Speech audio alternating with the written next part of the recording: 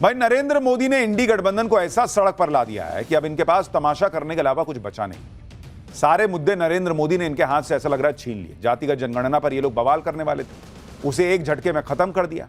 फिर नरेंद्र मोदी ने पाकिस्तान को ठोका, चीन को ठोका, तुर्की को ठोका, कूटनीति में ऐसे धमाके किए कि भर भर के अवार्ड मिल रहे हैं। जब इस तरह का जलवा हो तो फिर नरेंद्र मोदी के खिलाफ बोलने के लिए इंडी गठबंधन के पास बच क्या गया? ऐसे में बिहार चुनाव में क्या होगा, यह सोचकर ही राहुल गांधी, लालू यादव, इंडी गठबंधन की पूरी फौज उनमें खलबली मची। उन्हें मोदी के खिलाफ कोई मुद्दा दिखा नहीं तो वोटर लिस्ट की बात लेकर आ गए और सड़क पर बवाल काटने लग गए। जो लोग कल तक कहते थे कि ईवीएम में गड़बड़ी करके बीजेपी चुनाव जीती है, ईवीएम हैक करती है, अब कह रहे हैं कि नहीं नहीं, ये वोटर लिस्ट से होता है। मतलब ईवीएम को उन्होंने छोड़ दिया। बिहार में चुनाव से पहले वोटर लिस्ट का रिवीजन क्या होने लगा? इंडी गठबंधन पर जैसे आफत आ गई। वोटर लिस्ट के रिवीजन का मकसद यह है कि कोई फर्जी वोटर ना हो, वोटर लिस्ट में वही लोग हों जो भारत के नागरिक हैं। इसमें गलत क्या है? क्योंकि हमारे यहां तो ऐसा सिस्टम बन गया था कि कोई घुसपैठिया है, कोई बांग्लादेशी है, कोई रोहिंग्या है, आराम से फर्जी आधार कार्ड बनवा लो, राशन कार्ड बनवा लो, वोटर आईडी कार्ड सब फर्जी वगैरह बनवा के वोट डालो। नेता होता भी खड़े हो जाते हैं कि भाई उनको तो वोट मिल ही रहा है। लेकिन इस बार चुनाव आयोग ने कह दिया कि नहीं, ये सब ना चलता। इसलिए ना आधार कार्ड ले रहे हैं, ना राशन कार्ड ले रहे हैं, ना वोटर आईडी कार्ड ले रहे हैं। वोटर लिस्ट में नाम लाना है तो ऐसे कागज दिखाने होंगे जिसमें कोई फर्जीवाड़ा होने की आशंका बहुत कम है। लेकिन इंडी गठबंधन वाले कह रहे हैं कि कागज नहीं दिखाएंगे। कल इस पर सुप्रीम कोर्ट में सुनवाई भी होनी है, लेकिन इससे पहले इंडी गठबंधन दबाव की पॉलिटिक्स करने के मकसद से सड़क पर उतर गया। चुनाव आयोग के खिलाफ प्रदर्शन करने राहुल गांधी पटना पहुंच गए, तेजस्वी यादव के साथ गाड़ी में चढ़ गए, चुनाव आयोग को धमकाने लगे कि महाराष्ट्र का चुनाव चोरी कर लिया था, अब बिहार का चुनाव चोरी नहीं करने देंगे। चुनाव आयोग के अफसर अपनी जिम्मेदारी भूल गए, कानून इनको छोड़ेगा नहीं। राहुल गांधी धमका रहे हैं भाई कि छोड़ेंगे नहीं। चलिए कम से कम इतना तो मान रहे हैं कि महाराष्ट्र का चुनाव चोरी होने का आरोप लगा रहे हैं। इसका मतलब हरियाणा का चुनाव चोरी नहीं हुआ था, वहां ये हारे थे। दिल्ली का चुनाव चोरी नहीं हुआ था, वहां ये हारे थे, 0 सीट लाए थे। महाराष्ट्र वाला चोरी हुआ था, वो भी मैं आपको कई बार बता दिया कि क्या बेकार की बात करते हैं। मतलब ये चुनाव आयोग को इस तरह से धमकाना, जैसे सड़क पर लोग धमकाते हैं कि देख लेंगे, निपट लेंगे, ये कर देंगे, वो कर देंगे। ये चुनाव आयोग, भाई ये सब चुनाव आयोग पर इसलिए भड़के हुए हैं क्योंकि चुनाव आयोग आजकल उन लोगों को फायर है, उन लोगों पर फायर है जो लोग वोटर लिस्ट रिवीजन के नाम पर झूठ फैला रहे हैं। चुनाव आयोग इस बात पर अड़ा हुआ है कि वोटर लिस्ट साफ सुथरी होनी चाहिए, कोई फर्जी वोटर लिस्ट में ना होगा, फिर चाहे कोई कितना ही बवाल काट ले, और कागज तो दिखाना ही पड़ेगा। इसी पे बवाल मच गया। इंडी गठबंधन ने शक्ति प्रदर्शन करने के लिए सड़क चुन लिया। आज आपको दिखाऊंगा कि बिहार में क्या हुआ, बंद के दौरान क्या हुआ, पप्पू यादव, कन्हैया कुमार को किसने धकिया दिया, राहुल गांधी और तेजस्वी की गाड़ी में पप्पू यादव और कन्हैया कुमार को क्यों नहीं चढ़ने दिया गया। लेकिन जो हुआ है पहले उसका एक ट्रेलर देखिए।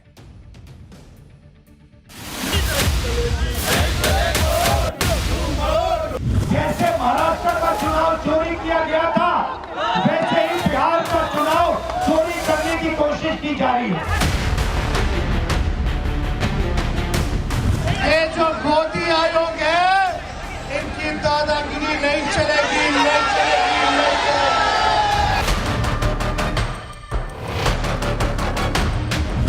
भारत के संविधान और भारत के कानून के मुताबिक वोटर वही हो सकता है जो भारत का नागरिक हो। बिहार की समस्या से उनको कोई लेना देना नहीं, बिहार के विकास के लिए कोई योगदान नहीं। ये लोग पिकनिक मनाने वाले नेता लोग हैं। कौन बिहार बंद का कोई पूछने वाला नहीं। यहाँ देखिए कितना हजार आदमी आया हुआ है। अब आप देख लीजिए कि जनता किसका बात सुन रही है।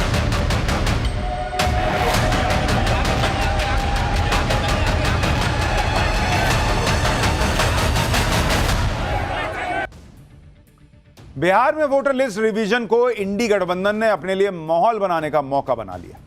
राहुल गांधी, तेजस्वी यादव सब उतर गए सड़क पर चुनाव आयोग का नाम लेकर नरेंद्र मोदी को घेरने के लिए। राहुल गांधी, तेजस्वी यादव और बिहार में इंडी गठबंधन के नेताओं ने पटना में चुनाव आयोग के दफ्तर तक मार्च किया। राहुल और तेजस्वी एक ट्रक पर चढ़ गए और ये एक तरह से चुनावी रोड शो दिख रहा था। इसी में राहुल गांधी ने चुनाव आयोग पर बड़ा आरोप लगाते हुए कह दिया कि जैसे महाराष्ट्र का चुनाव चोरी किया गया था, वैसे ही बिहार के चुनाव को भी चोरी करने की कोशिश की जा रही है।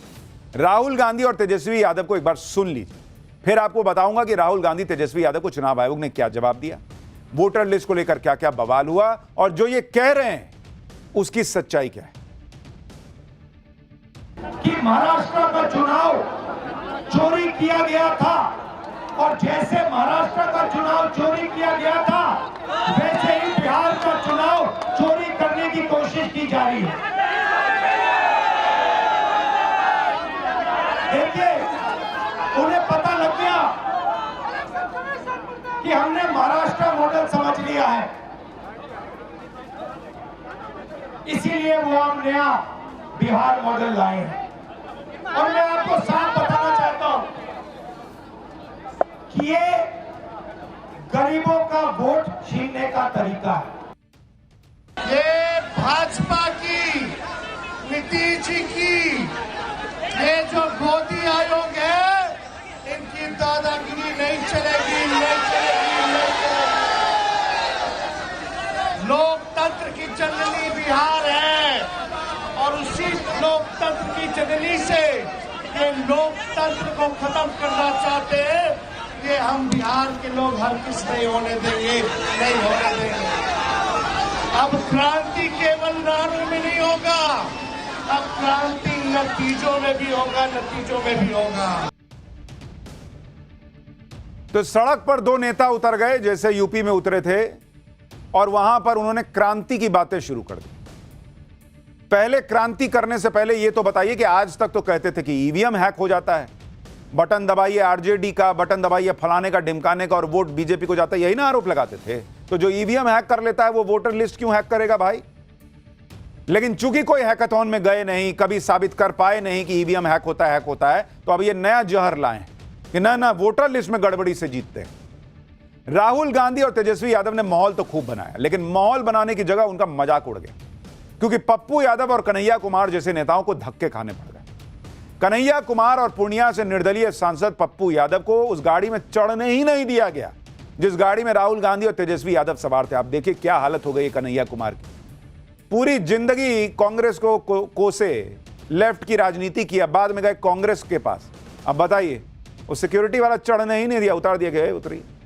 कन्हैया कुमार ने गाड़ी में चढ़ने की कोशिश की लेकिन सिक्योरिटी वालों ने मना कर दिया। यह तो बेइज्जती हुई है कन्हैया कुमार की। बताइए, जो आदमी कन्हैया कुमार से पूछिएगा कि आम उस पेड़ पे खट्टा क्यों निकला, तो ये अमित शाह और अमित शाह के लड़के से नीचे से बयान ही नहीं देते हैं। या अमित शाह से और अमित शाह के लड़के से पूछिए कि आम मीठा क्यों नहीं। कहते हैं कि देश में तानाशाही है। उस आदमी की यह हैसियत है उनकी खुद की पार्टी में कि राहुल गांधी के गाड़ी में चढ़ने नहीं दिया इनको। बताइए, ये अकेले थोड़े ही हैं, पप्पू यादव की भी ऐसे ही बेइज्जती हुई। पप्पू यादव भी गए कि ना हम चढ़ जाते हैं, उनको भी जगह नहीं मिली। बताइए, उनको तो धकिया के नीचे कर दिया। अब इंडी गठबंधन के विरोध मार्च से ज्यादा चर्चा कन्हैया कुमार और पप्पू यादव के साथ हुए बर्ताव की हुई है। बताइए, अपने नेता के साथ ऐसा कोई करता है? दोनों की तस्वीरें सोशल मीडिया पर वायरल होने लगी। जब पप्पू यादव से पूछा गया कि एंट्री क्यों नहीं मिली जी आपको, तो कहने के लगे कि लिस्ट में उनका नाम नहीं ना था, इसलिए रोक दिया गया। सुनिए कैसे पप्पू यादव ने अपनी फजीहत को ढकने की कोशिश की और साथ ही इशारों में तेजस्वी यादव पे अपना गुस्सा निकाल दिया। इस सब चीजों में हमने पढ़ते हैं, हम एक वर्कर हैं, कांग्रेस के एसोसिएट मेंबर हैं और अपमान की परवाह हम नहीं करते हैं। मैंने चढ़ाई नहीं, मुझका मेरा नाम ही नहीं था। वो सभी पार्टी के लीडर का दायित्व था, वो किए, उसमें क्या दिक्कत है? लेकिन क्या किसी लीडर की प्रेजेंस की वजह से ऐसा हुआ है सर? या जो होना होता है वो ठीक है, उनको जो इच्छा थी किया, उसमें हम क्या कर सकते। सर, लेकिन आप कह रहे हैं राहुल गांधी के नेतृत्व में पूरा विपक्ष एक था। आरजेडी तो तेजस्वी यादव के लिए कह रही है कि उन्होंने ये कॉल किया था। हम लोगों ने घोषणा हम लोगों ने किया, आरजेडी के तेजस्वी बाबू तो शाम में रात में किए। कांग्रेस के प्रभारी जी ने स्पष्ट रूप से 9 तारीख को बंद का आह्वान कहा करने के लिए, और हम लोगों ने किया। और आज पूरे बिहार में कांग्रेस के झंडे तले पूरा बिहार बंद था, सैलाब थी। आज कांग्रेस के झंडे के अलावा कुछ दिखा क्या? कांग्रेस के झंडे के अलावा कुछ दिखा क्या? अरे इतना तो दिख गया पप्पू जी, बेचारे खुद ही कह रहे हैं कि मेरा नाम नहीं था और मैं अपमान जो है वो मानता नहीं हूं। मतलब अपमान हुआ ये तो मान रहे हैं, लेकिन अपमान को दिल पे नहीं लेते। और आपका नाम लिस्ट में क्यों नहीं था ये भी तो बताइए। आप इतने बड़े नेता हैं, राहुल गांधी के लिए, प्रियंका वाड्रा के लिए, कांग्रेस पार्टी के लिए खड़े रहते हैं, अब बताइए मंच पे नहीं चढ़ने दिया गया। चलिए, ये तो निर्दलीय हैं। कन्हैया कुमार हम लेके रहेंगे आजादी, हम लेके रहेंगे आजादी। अरे आजादी बाद में लीजिएगा, पहले उस मंच पे चढ़ने का परमिशन लीजिए बॉस, वो भी नहीं मिल रहा है आपको।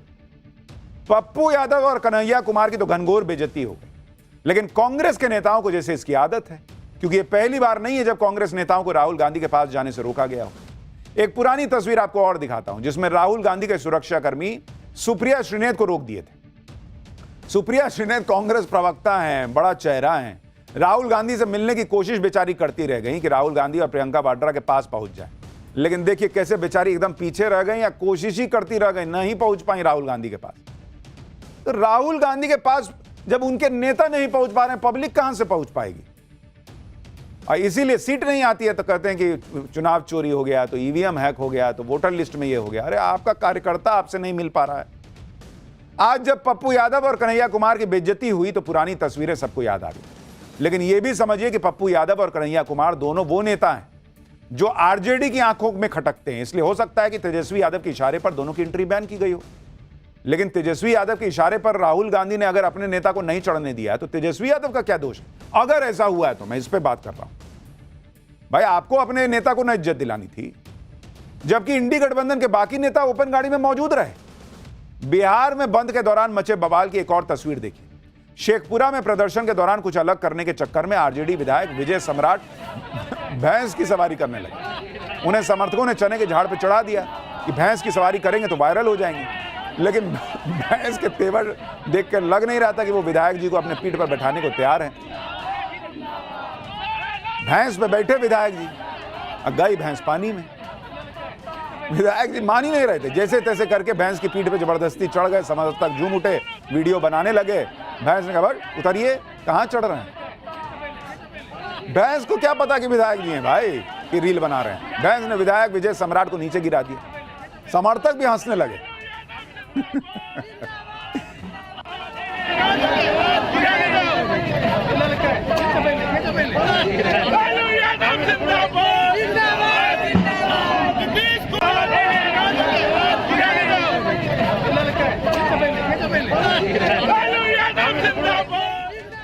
इसी तरह की एक और तस्वीर देखिए। बिहार के वैशाली में आरजेडी कार्यकर्ताओं ने टायर जलाकर सड़क जाम कर दिया, फिर सड़क पर चादर और बिस्तर बिछाकर लेट गए।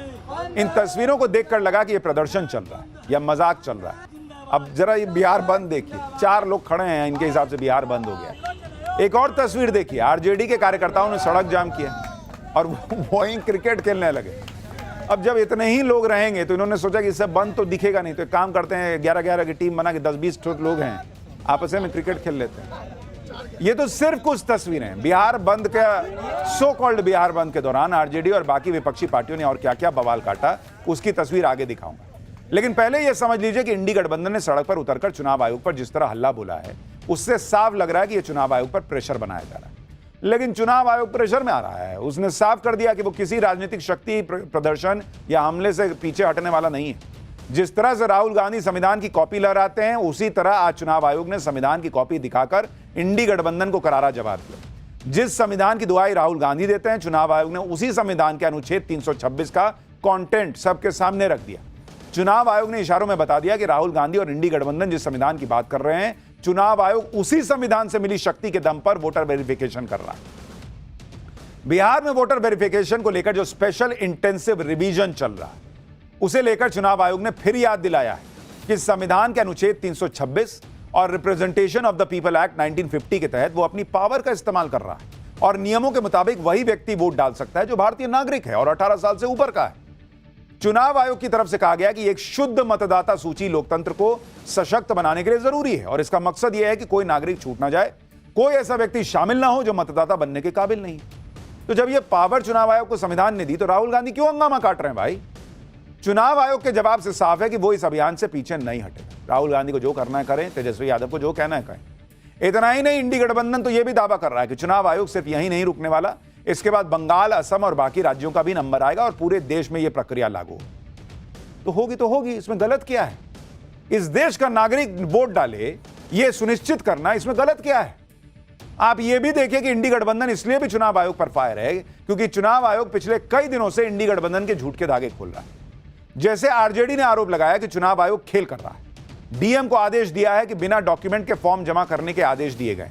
इस पर चुनाव आयोग ने आरजेडी के सोशल मीडिया पोस्ट को भ्रामक बताया। चुनाव आयोग ने जवाब दिया कि डीएम ने जो कहा है वो नियम के मुताबिक है। इसी तरह चुनाव आयोग ने तेजस्वी यादव के भी एक पोस्ट को भ्रामक और गुमराह करने वाला बताया। तेजस्वी यादव ने कहा कि चुनाव आयोग कंफ्यूज है, एक दिन में 3-3 निर्देश जारी कर रहा है। इस पर चुनाव आयोग ने जवाब दिया कि दिशा निर्देश में कोई बदलाव नहीं है, सब कुछ नियम के मुताबिक चल रहा है। इसी तरह टीएमसी की नेता सागरिका घोष एक सोशल मीडिया पोस्ट करती हैं और चुनाव आयोग ने गुमराह करने वाला उसको बताती कि चुनाव आयोग ने उस पोस्ट को गुमराह करने वाला बताया। सागरिका घोष ने आरोप लगाया था कि चुनाव आयोग वोटिंग का अधिकार छीन रहा है। इस पर चुनाव आयोग ने वो नियम बता दिए जिसके तहत वोटर वेरिफिकेशन हो रहा है। योगेंद्र यादव ने यह दावा किया था कि करीब 2.5 करोड़ वोटरों के नाम कट जाने की आशंका है। इस दावे का भी चुनाव आयोग ने हाथों हाथ फैक्ट चेक किया और बता दिया कि जो दावे किए जा रहे हैं वो गलत है। लेकिन आप पूरा इकोसिस्टम देख रहे हैं कि कौन अलबलाया हुआ है। और मेरा तो एक बड़ा बेसिक सा प्रश्न है कि बिहार में 8 करोड़ वोटर हैं, किसी को नहीं पता होता कि कौन किसके लिए वोट करता है। ये इंडिया अलायंस को ही इतना कॉन्फिडेंस क्यों है कि इनके ही वोटर का नाम कट जाएगा। हो सकता है बीजेपी वाले का कट जाए, किसी को तो पता नहीं कि जिसका नाम मान लीजिए नहीं दिखा पा रहा है कागज, वो इन्हीं का वोटर है। कैसे पता? वो हो सकता है बीजेपी का वोटर हो, जेडीयू का वोटर हो, इनको पूरा कंफर्म है कि मेरा ही वोटर कागज नहीं दिखा पाएगा। कहा है भाई आपके वोटर के पास कागज नहीं है, यही आपका वोटर होने का पहला मापदंड है क्या? चुनाव आयोग के ऐसे तेवर देखकर इंडी गठबंधन भड़का हुआ। उसे लग रहा है कि चुनाव आयोग तो कोई लोड ही नहीं ले रहा। शायद इसलिए अब राहुल गांधी धमकी भरी भाषा का इस्तेमाल करने पर आ गए। वो सीधे सीधे इलेक्शन कमिश्नर को धमका रहे हैं। राहुल गांधी को सुनिए, फिर बताऊंगा कल सुप्रीम कोर्ट में सुनवाई से पहले इंडी गठबंधन और क्या कर रहा है। कि इलेक्शन कमिश्नर बीजेपी और आरएसएस जैसे बात कर रहे हैं। वो भूल गए हैं कि वो किसी राजनीतिक पार्टी के नहीं है। वो हिंदुस्तान के इलेक्शन कमिश्नर है और उनका काम इस संविधान की रक्षा करने का है। और मैं यहां से क्लियर मैसेज देना चाहता हूं, आपको जो करना है करिए, मगर बाद में कानून आप पर लागू होगा। भूलिए मत, आप कितने भी बड़े हो, कहीं भी बैठे हो, कानून आपको नहीं छोड़ेगा। मैं आपको गारंटी दे रहा हूं कि कानून आपको नहीं छोड़ेगा। यानी राहुल गांधी एक तरीके से धमका रहे हैं। एक तरफ राहुल गांधी इलेक्शन कमिश्नर के खिलाफ धमकाने जैसी भाषा का इस्तेमाल कर रहे हैं, दूसरी तरफ उनके नेता कानूनी प्रक्रिया के तहत चुनाव आयोग के अभियान के खिलाफ सुप्रीम कोर्ट गए। सुप्रीम कोर्ट ने इंडी गठबंधन को शुरुआती झटका देते हुए चुनाव आयोग के फैसले पर रोक तो नहीं लगाई, लेकिन जल्द सुनवाई की बात को मान लिया। अब कल सुप्रीम कोर्ट में सुनवाई है और 24 घंटे पहले सड़क पर उतरकर बवाल काटा जा रहा है। और इसलिए सवाल उठ रहे हैं कि इस मुद्दे पर क्या इंडी गठबंधन 24 घंटे रुक नहीं सकता था? जब कल सुप्रीम कोर्ट में सुनवाई होनी ही है तो फिर आज काहे का शक्ति प्रदर्शन? सुप्रीम कोर्ट में इंडी गठबंधन के अलग अलग नेताओं ने याचिका डाली हुई और दलील क्या दिए हैं कि इसके जरिए चुनाव आयोग बैकडोर से एनआरसी लागू कर रहा है। चुनाव आयोग के अभियान से लाखों वोटर वोट देने से वंचित हो जाएंगे, फ्री और फेयर इलेक्शन की प्रक्रिया डिस्टर्ब हो जाएगी। इस पूरे अभियान को करने के लिए टाइम बहुत कम है। इसके जरिए एससी, एसटी और मुसलमानों के वोटिंग राइट छीन लिए जाएंगे। 25 दिनों में पूरी प्रक्रिया को खत्म करने की जल्दबाजी क्यों दिखाई जा रही है? पूरी प्रक्रिया में पारदर्शिता नहीं बरती जा रही। यह भी दलील दी गई है कि चुनाव आयोग आधार कार्ड और वोटर आईडी कार्ड को प्रूफ के तौर पर नहीं अपना रहा।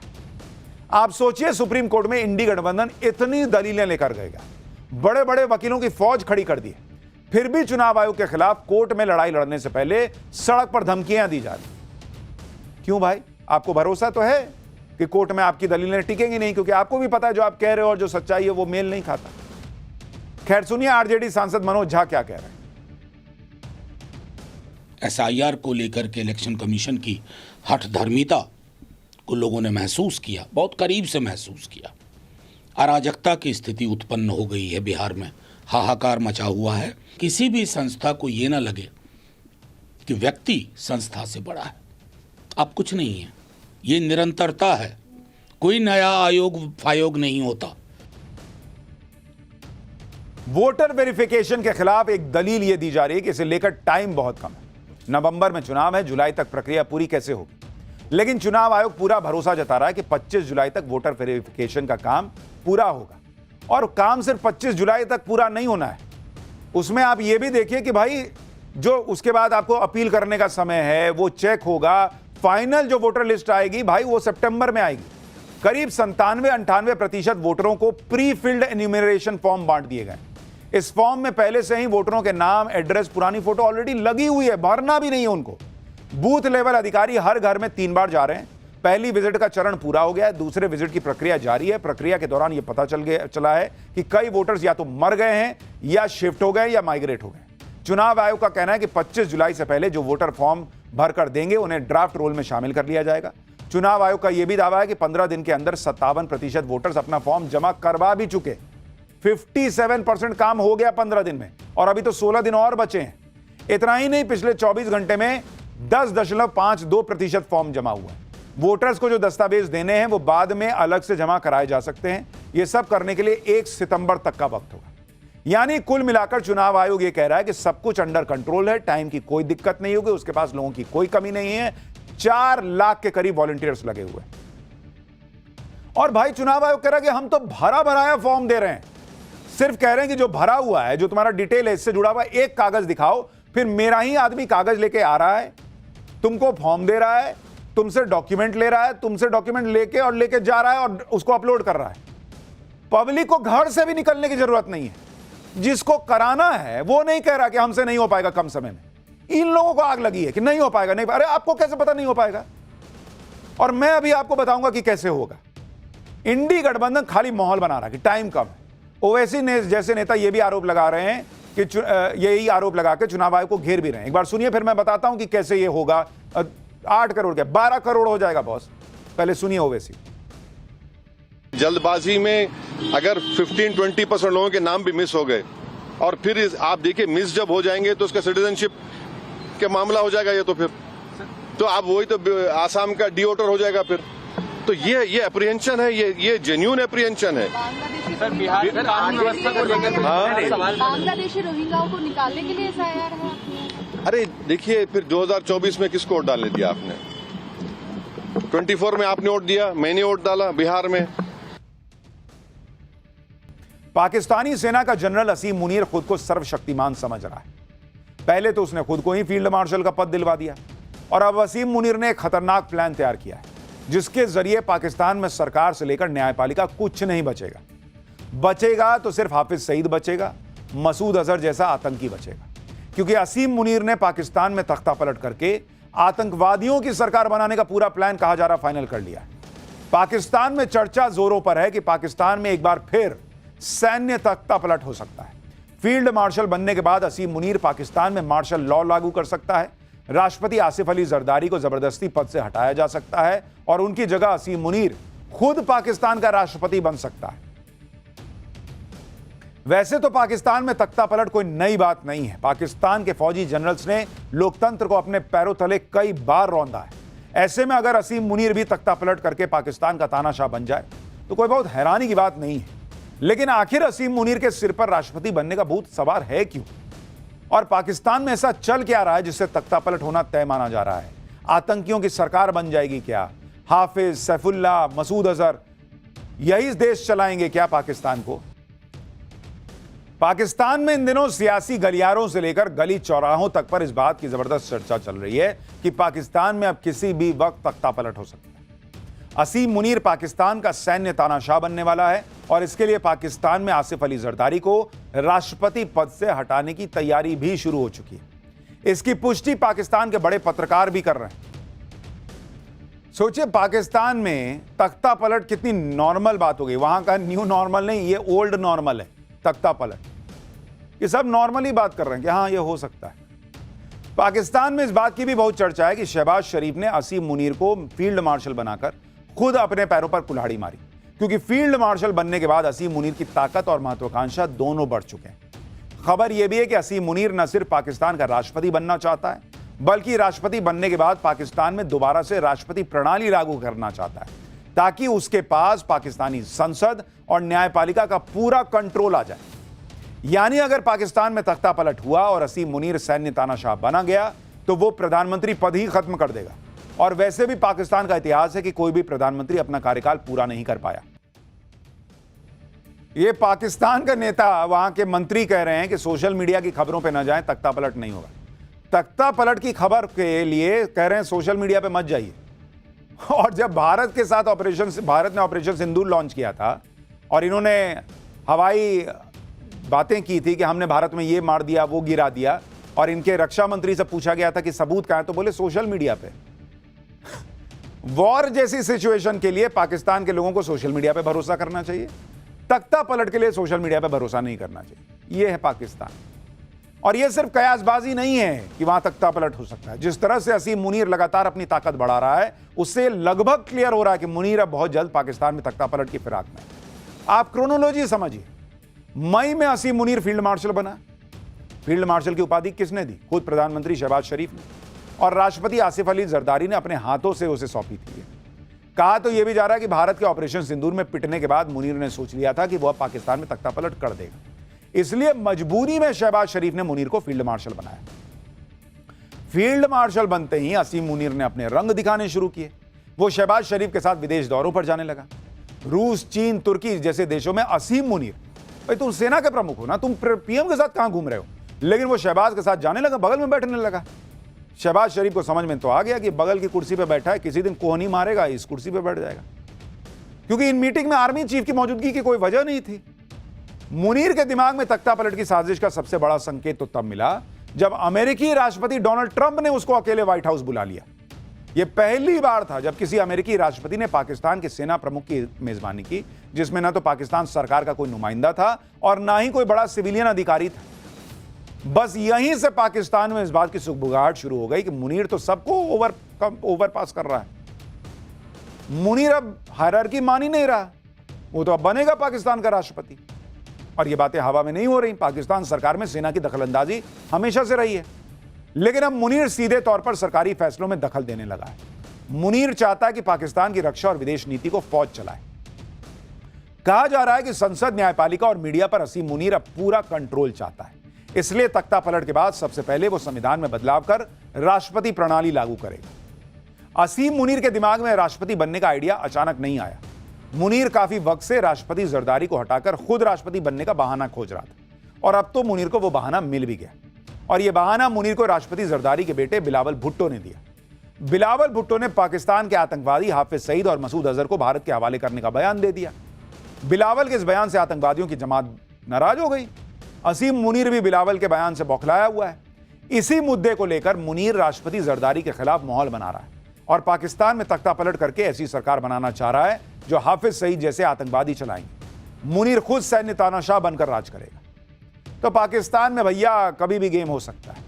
भाई नरेंद्र मोदी ने इंडी गठबंधन को ऐसा सड़क पर ला दिया है कि अब इनके पास तमाशा करने के अलावा कुछ बचा नहीं। सारे मुद्दे नरेंद्र मोदी ने इनके हाथ से ऐसा लग रहा है छीन लिए। जातिगत जनगणना पर ये लोग बवाल करने वाले थे, उसे एक झटके में खत्म कर दिया। फिर नरेंद्र मोदी ने पाकिस्तान को ठोका, चीन को ठोका, तुर्की को ठोका, कूटनीति में ऐसे धमाके किए कि भर भर के अवार्ड मिल रहे हैं। जब इस तरह का जलवा हो तो फिर नरेंद्र मोदी के खिलाफ बोलने के लिए इंडी गठबंधन के पास बच क्या गया? ऐसे में बिहार चुनाव में क्या होगा यह सोचकर ही राहुल गांधी, लालू यादव, इंडी गठबंधन की पूरी फौज उनमें खलबली मची। उन्हें मोदी के खिलाफ कोई मुद्दा दिखा नहीं तो वोटर लिस्ट की बात लेकर आ गए और सड़क पर बवाल काटने लग गए। जो लोग कल तक कहते थे कि ईवीएम में गड़बड़ी करके बीजेपी चुनाव जीती है, ईवीएम हैक करती है, अब कह रहे हैं कि नहीं ये वोटर लिस्ट से होता है। मतलब ईवीएम को उन्होंने छोड़ दिया। बिहार में चुनाव से पहले वोटर लिस्ट का रिवीजन क्या होने लगा? इंडी गठबंधन पर जैसे आफत आ गई। वोटर लिस्ट के रिवीजन का मकसद यह है कि कोई फर्जी वोटर ना हो। वोटर लिस्ट में वही लोग हों जो भारत के नागरिक हैं। इसमें गलत क्या है? क्योंकि हमारे यहां तो ऐसा सिस्टम बन गया था कि कोई घुसपैठिया है, कोई बांग्लादेशी है, कोई रोहिंग्या है, आराम से फर्जी आधार कार्ड बनवा लो, राशन कार्ड बनवा लो, वोटर आईडी कार्ड सब फर्जी वगैरह बनवा के वोट डालो। नेता उता भी खड़े हो जाते हैं कि भाई उनको तो वोट मिल ही रहा है। लेकिन इस बार चुनाव आयोग ने कह दिया कि नहीं, ये सब ना चलता। इसलिए ना आधार कार्ड ले रहे हैं, ना राशन कार्ड ले रहे हैं, ना वोटर आईडी कार्ड ले रहे हैं। वोटर लिस्ट में नाम लाना है तो ऐसे कागज दिखाने होंगे जिसमें कोई फर्जीवाड़ा होने की आशंका बहुत कम है। लेकिन इंडी गठबंधन वाले कह रहे हैं कि कागज नहीं दिखाएंगे। कल इस पर सुप्रीम कोर्ट में सुनवाई भी होनी है, लेकिन इससे पहले इंडी गठबंधन दबाव की पॉलिटिक्स करने के मकसद से सड़क पर उतर गया। चुनाव आयोग के खिलाफ प्रदर्शन करने राहुल गांधी पटना पहुंच गए, तेजस्वी यादव के साथ गाड़ी में चढ़ गए, चुनाव आयोग को धमकाने लगे कि महाराष्ट्र का चुनाव चोरी कर लिया था, अब बिहार का चुनाव चोरी नहीं करने देंगे। चुनाव आयोग के अफसर अपनी जिम्मेदारी भूल गए, कानून इनको छोड़ेगा नहीं। राहुल गांधी धमका रहे हैं भाई कि छोड़ेंगे नहीं। चलिए, कम से कम इतना तो मान रहे हैं कि महाराष्ट्र का चुनाव चोरी होने का आरोप लगा रहे हैं। इसका मतलब हरियाणा का चुनाव चोरी नहीं हुआ था, वहां ये हारे थे। दिल्ली का चुनाव चोरी नहीं हुआ था, वहां ये हारे थे, 0 सीट लाए थे। महाराष्ट्र वाला चोरी हुआ था, वो भी मैं आपको कई बार बता दिया कि क्या बेकार की बात करता है। मतलब ये चुनाव आयोग को इस तरह से धमकाना, जैसे सड़क पर लोग धमकाते हैं कि देख लेंगे, निपट लेंगे, ये कर देंगे, वो कर देंगे। ये चुनाव आयोग, भाई ये सब चुनाव आयोग पर इसलिए भड़के हुए हैं क्योंकि चुनाव आयोग आजकल उन लोगों को फायर है, उन लोगों पर फायर है जो लोग वोटर लिस्ट रिवीजन के नाम पर झूठ फैला रहे हैं। चुनाव आयोग इस बात पर अड़ा हुआ है कि वोटर लिस्ट साफ सुथरी होनी चाहिए, कोई फर्जी वोटर लिस्ट में ना होगा, फिर चाहे कोई कितना ही बवाल काट ले, और कागज तो दिखाना ही पड़ेगा। इसी पे बवाल मच गया। इंडी गठबंधन ने शक्ति प्रदर्शन करने के लिए सड़क चुन लिया। आज आपको दिखाऊंगा कि बिहार में क्या हुआ, बंद के दौरान क्या हुआ, पप्पू यादव कन्हैया कुमार को किसने धकिया दिया, राहुल गांधी और तेजस्वी की गाड़ी में पप्पू यादव और कन्हैया कुमार को क्यों नहीं चढ़ने दिया गया। लेकिन जो हुआ है, पहले उसका एक ट्रेलर देखिए।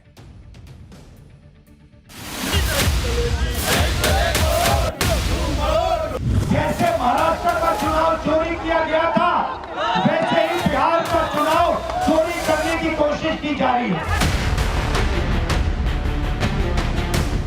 ये जो मोदी आयोग है, इनकी दादागिरी नहीं चलेगी, नहीं चलेगी, नहीं चलेगी।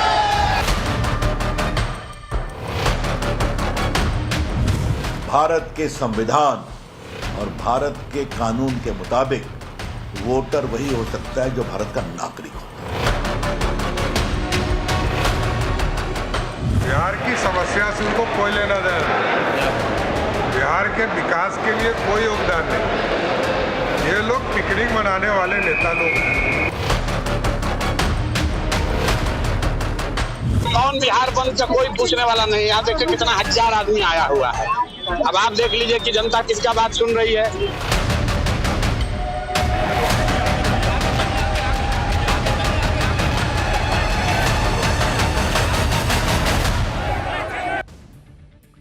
बिहार में वोटर लिस्ट रिवीजन को इंडी गठबंधन ने अपने लिए माहौल बनाने का मौका बना लिया।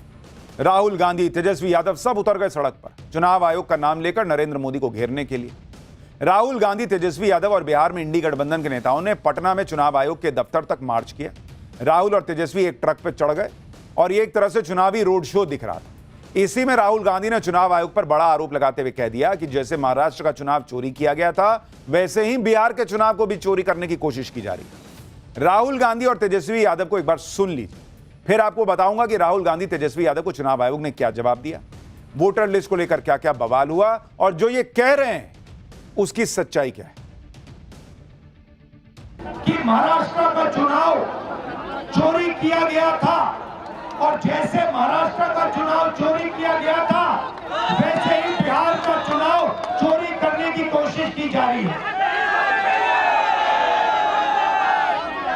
देखिए, उन्हें पता लग गया कि हमने महाराष्ट्र मॉडल समझ लिया है, इसीलिए वो हम नया बिहार मॉडल लाए हैं। और मैं आपको साफ बताना चाहता हूं कि ये गरीबों का वोट छीनने का तरीका है। ये भाजपा की, नीतीश जी की, ये जो मोदी आयोग है, इनकी दादागिरी नहीं चलेगी, नहीं चलेगी, नहीं चलेगी। लोकतंत्र की जननी बिहार है और उसी लोकतंत्र की जननी से ये लोकतंत्र को खत्म करना चाहते हैं। ये हम बिहार के लोग हरगिज नहीं होने देंगे, नहीं होने देंगे। अब क्रांति केवल नारों में नहीं होगा, अब क्रांति नतीजों में भी होगा, नतीजों में भी होगा।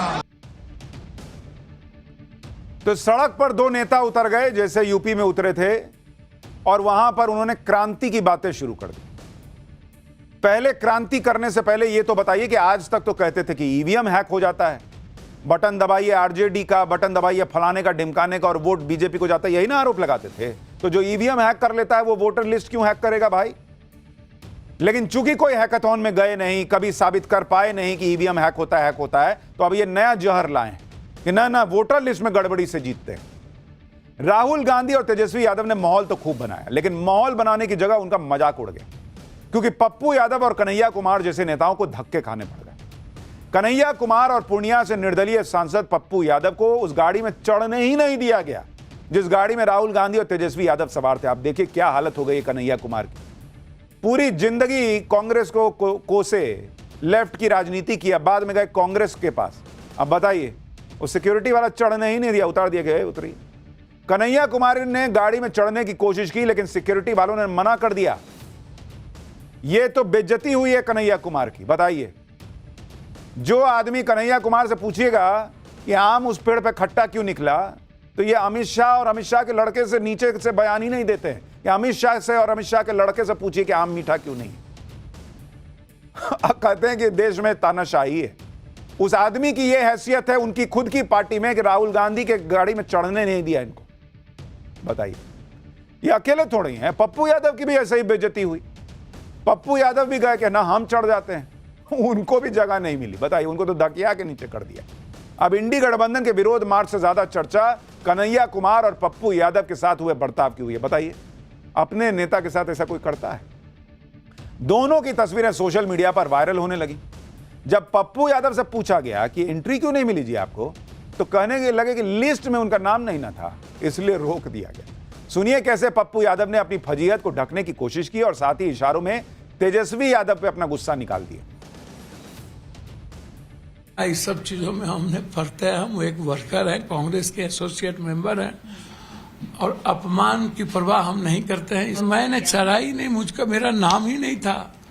वो सभी पार्टी के लीडर का दायित्व था, वो किए, उसमें क्या दिक्कत है? लेकिन क्या किसी लीडर की प्रेजेंस की वजह से ऐसा हुआ है सर? या जो होना होता है वो ठीक है, उनको जो इच्छा थी किया, उसमें हम क्या कर सकते। लेकिन आप कह रहे हैं राहुल गांधी के नेतृत्व में पूरा विपक्ष एक था। आरजेडी तो तेजस्वी यादव के लिए कह रही है कि उन्होंने ये कॉल किया था। हम लोगों ने घोषणा हम लोगों ने किया, आरजेडी के तेजस्वी बाबू तो शाम में रात में किए। कांग्रेस के प्रभारी जी ने स्पष्ट रूप से 9 तारीख को बंद का आह्वान कहा करने के लिए, और हम लोगों ने किया। और आज पूरे बिहार में कांग्रेस के झंडे तले पूरा बिहार बंद था, सैलाब थी। आज कांग्रेस के झंडे के अलावा कुछ दिखा क्या? कांग्रेस के झंडे के अलावा कुछ दिखा क्या? अरे इतना तो दिख गया पप्पू जी, बेचारे खुद ही कह रहे हैं कि मेरा नाम नहीं था और मैं अपमान जो है वो मानता नहीं हूं। मतलब अपमान हुआ ये तो मान रहे हैं, लेकिन अपमान को दिल पे नहीं लेते।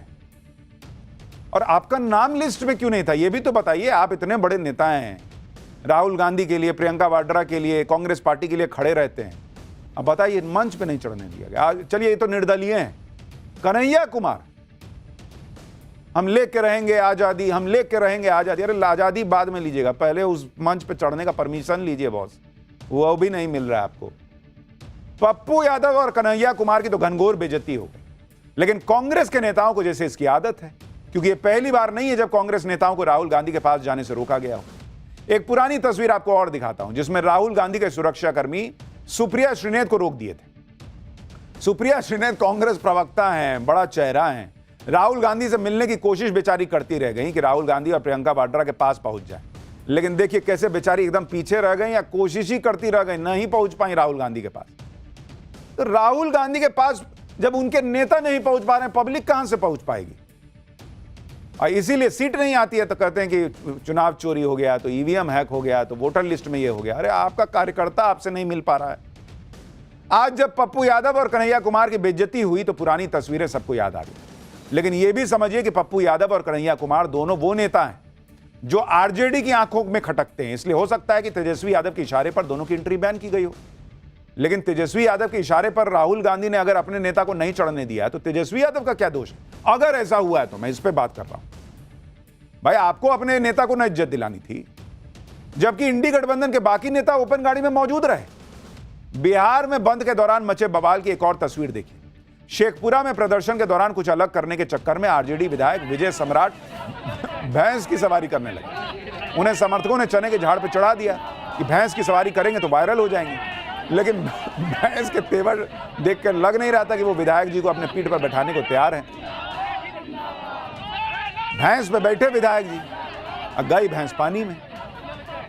विधायक जी मान ही नहीं रहे थे, जैसे तैसे करके भैंस की पीठ पे जबरदस्ती चढ़ गए। समर्थक झूम उठे, वीडियो बनाने लगे।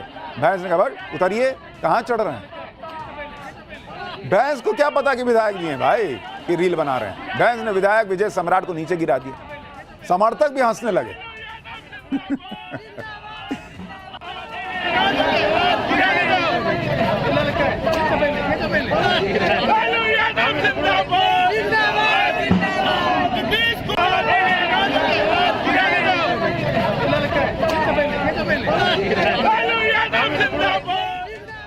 इसी तरह की एक और तस्वीर देखिए। बिहार के वैशाली में आरजेडी कार्यकर्ताओं ने टायर जलाकर सड़क जाम कर दिया, फिर सड़क पर चादर और बिस्तर बिछाकर लेट गए। इन तस्वीरों को देखकर लगा कि यह प्रदर्शन चल रहा है या मजाक चल रहा है। अब जरा ये बिहार बंद देखिए, 4 लोग खड़े हैं, इनके हिसाब से बिहार बंद हो गया। एक और तस्वीर देखिए, आरजेडी के कार्यकर्ताओं ने सड़क जाम किया और वहीं क्रिकेट खेलने लगे। अब जब इतने ही लोग रहेंगे तो इन्होंने सोचा कि इससे बंद तो दिखेगा नहीं, तो एक काम करते हैं, 11-11 की टीम बना के 10-20 लोग हैं, आपस में क्रिकेट खेल लेते हैं। ये तो सिर्फ कुछ तस्वीरें हैं। बिहार बंद का, सो कॉल्ड बिहार बंद के दौरान आरजेडी और बाकी विपक्षी पार्टियों ने और क्या क्या बवाल काटा, उसकी तस्वीर आगे दिखाऊंगा। लेकिन पहले यह समझ लीजिए कि इंडी गठबंधन ने सड़क पर उतरकर चुनाव आयोग पर जिस तरह हल्ला बोला है, उससे साफ लग रहा है कि यह चुनाव आयोग पर प्रेशर बनाया जा रहा है। लेकिन चुनाव आयोग प्रेशर में आ रहा है। उसने साफ कर दिया कि वो किसी राजनीतिक शक्ति, प्रदर्शन या हमले से पीछे हटने वाला नहीं है। जिस तरह से राहुल गांधी संविधान की कॉपी लहराते हैं, उसी तरह आज चुनाव आयोग ने संविधान की कॉपी दिखाकर इंडी गठबंधन को करारा जवाब दिया। जिस संविधान की दुहाई राहुल गांधी देते हैं, चुनाव आयोग ने उसी संविधान के अनुच्छेद 326 का कंटेंट सबके सामने रख दिया। चुनाव आयोग ने इशारों में बता दिया कि राहुल गांधी और इंडी गठबंधन जिस संविधान की बात कर रहे हैं, चुनाव आयोग उसी संविधान से मिली शक्ति के दम पर वोटर वेरिफिकेशन कर रहा है। बिहार में वोटर वेरिफिकेशन को लेकर जो स्पेशल इंटेंसिव रिवीजन चल रहा है, उसे लेकर चुनाव आयोग ने फिर याद दिलाया है कि संविधान के अनुच्छेद 326 और representation of the people act 1950 के तहत वो अपनी पावर का इस्तेमाल कर रहा है और नियमों के मुताबिक वही व्यक्ति वोट डाल सकता है जो भारतीय नागरिक है और 18 साल से ऊपर का है। चुनाव आयोग की तरफ से कहा गया कि एक शुद्ध मतदाता सूची लोकतंत्र को सशक्त बनाने के लिए जरूरी है और इसका मकसद यह है कि कोई नागरिक छूट ना जाए, कोई ऐसा व्यक्ति शामिल ना हो जो मतदाता बनने के काबिल नहीं है। तो जब यह पावर चुनाव आयोग को संविधान ने दी, तो राहुल गांधी क्यों हंगामा काट रहे हैं भाई? चुनाव आयोग के जवाब से साफ है कि वो इस अभियान से पीछे नहीं हटेगा। राहुल गांधी को जो करना है करें, तेजस्वी यादव को जो कहना है कहें। इतना ही नहीं, इंडी गठबंधन तो यह भी दावा कर रहा है कि चुनाव आयोग सिर्फ यहीं नहीं रुकने वाला, इसके बाद बंगाल, असम और बाकी राज्यों का भी नंबर आएगा और पूरे देश में यह प्रक्रिया लागू तो होगी। इसमें गलत क्या है? इस देश का नागरिक वोट डाले, यह सुनिश्चित करना, इसमें गलत क्या है? आप यह भी देखिए कि इंडी गठबंधन इसलिए भी चुनाव आयोग पर फायर है क्योंकि चुनाव आयोग पिछले कई दिनों से इंडी गठबंधन के झूठ के धागे खोल रहा है। जैसे आरजेडी ने आरोप लगाया कि चुनाव आयोग खेल कर रहा है, डीएम को आदेश दिया है कि बिना डॉक्यूमेंट के फॉर्म जमा करने के आदेश दिए गए। इस पर चुनाव आयोग ने आरजेडी के सोशल मीडिया पोस्ट को भ्रामक बताया। चुनाव आयोग ने जवाब दिया कि डीएम ने जो कहा है वो नियम के मुताबिक है। इसी तरह चुनाव आयोग ने तेजस्वी यादव के भी एक पोस्ट को भ्रामक और गुमराह करने वाला बताया। तेजस्वी यादव ने कहा कि चुनाव आयोग कंफ्यूज है, एक दिन में 3-3 निर्देश जारी कर रहा है। इस पर चुनाव आयोग ने जवाब दिया कि दिशा निर्देश में कोई बदलाव नहीं है, सब कुछ नियम के मुताबिक चल रहा है। इसी तरह टीएमसी की नेता सागरिका घोष एक सोशल मीडिया पोस्ट करती हैं और चुनाव आयोग ने गुमराह करने वाला उसको बताती कि चुनाव आयोग ने उस पोस्ट को गुमराह करने वाला बताया। सागरिका घोष ने आरोप लगाया था कि चुनाव आयोग वोटिंग का अधिकार छीन रहा है। इस पर चुनाव आयोग ने वो नियम बता दिए जिसके तहत वोटर वेरिफिकेशन हो रहा है। योगेंद्र यादव ने यह दावा किया था कि करीब 2.5 करोड़ वोटरों के नाम कट जाने की आशंका है। इस दावे का भी चुनाव आयोग ने हाथों हाथ फैक्ट चेक किया और बता दिया कि जो दावे किए जा रहे हैं वो गलत है। लेकिन आप पूरा इकोसिस्टम देख रहे हैं कि कौन अलबलाया हुआ है।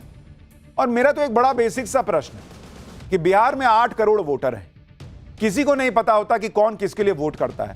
ये इंडी अलायंस को ही इतना कॉन्फिडेंस क्यों है कि इनके ही वोटर का नाम कट जाएगा? हो सकता है बीजेपी वाले का कट जाए, किसी को तो पता नहीं कि जिसका नाम मान लीजिए नहीं दिखा पा रहा है कागज, वो इन्हीं का वोटर है। कैसे पता? वो हो सकता है बीजेपी का वोटर हो, जेडीयू का वोटर हो, इनको पूरा कंफर्म है कि मेरा ही वोटर कागज नहीं दिखा पाएगा। कहा है भाई आपके वोटर के पास कागज नहीं है, यही आपका वोटर होने का पहला मापदंड है क्या?